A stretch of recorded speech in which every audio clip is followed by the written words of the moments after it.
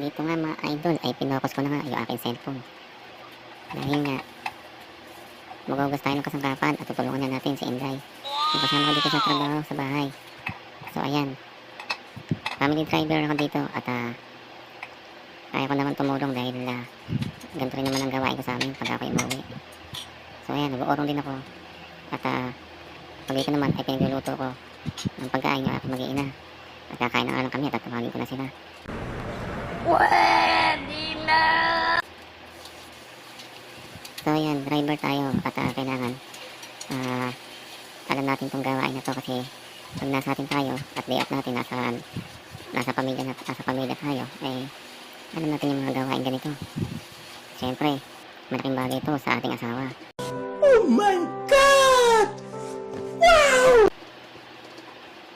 So, kahit na hindi mo na yuto, kaya natin gawin. So, kaya kailangan tayong father de pamilya. Alam natin, kung yung mga babae ay gawain nila to.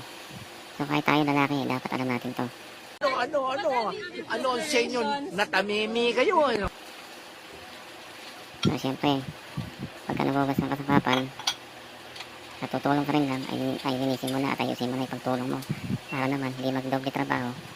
Hindi makikita na nilinis mo, ay talagang malinis na at di na kailangang ulitin. Nice.